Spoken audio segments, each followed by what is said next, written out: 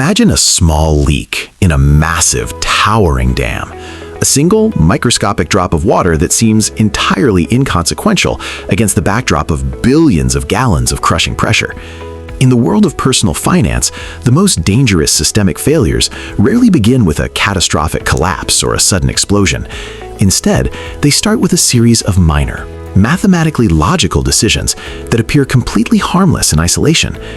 We often view debt as a singular, dramatic event, like a massive loan for a house or a shiny new car. Yet, the most pervasive trap, the one that actually drains your potential, is the subtle integration of credit into your daily psychological landscape. This is where the friction of spending is slowly and deliberately removed until the math no longer supports the lifestyle. This is not a story of reckless greed or lack of discipline. It's a clinical study of how human cognition interacts with modern financial engineering to create a cycle that is far easier to enter than it is to exit. Think about that last small purchase. Maybe it was a subscription or a buy now, pay later installment. It felt light, it felt manageable. But that feeling is the result of a psychological concept called payment decoupling. This is where the pleasure of the purchase is surgically separated from the pain of payment by a buffer of time and plastic. When you use physical currency, the loss is immediate and tangible.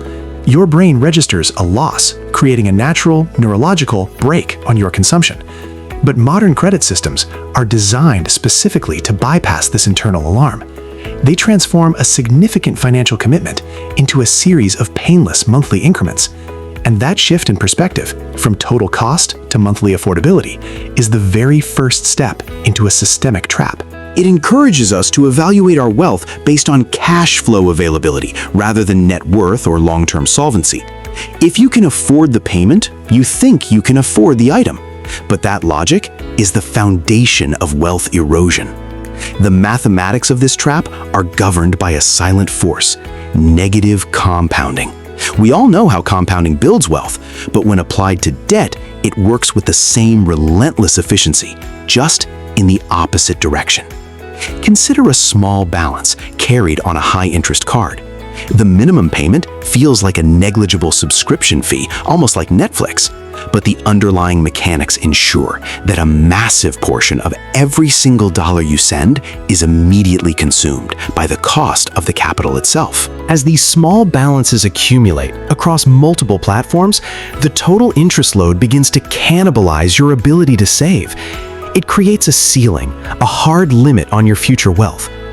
It is a slow-motion transfer of energy, where your future labor, your time, your life, is sold at a steep discount to satisfy past consumption that has likely already lost its utility. Now, let's look at the big picture.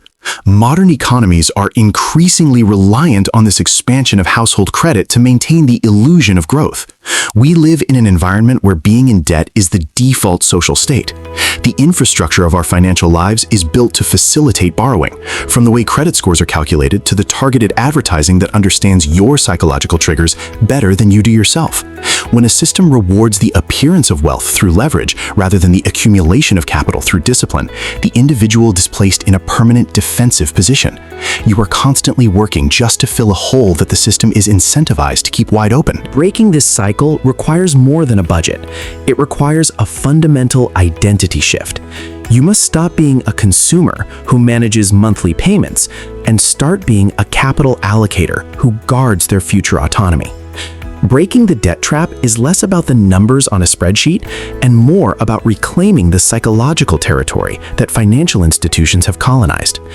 Every harmless, small credit decision is a contract signed with a future version of yourself, a version of you who will have to work longer and harder to pay for a choice made by the version of you sitting here today. The solution?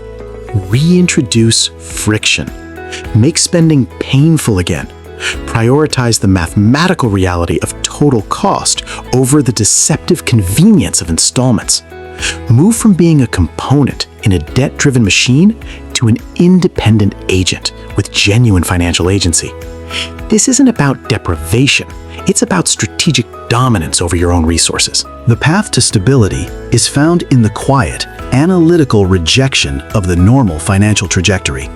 True wealth is not the ability to service a high level of debt. True wealth is the absence of the need for it. When you align your daily actions with the cold reality of math, the trap loses its power. The small leaks that once threatened to break your dam are finally sealed. This transition marks the end of the invisible struggle and the beginning of a life built on owned assets rather than borrowed time. You are no longer just surviving the system, you are mastering it.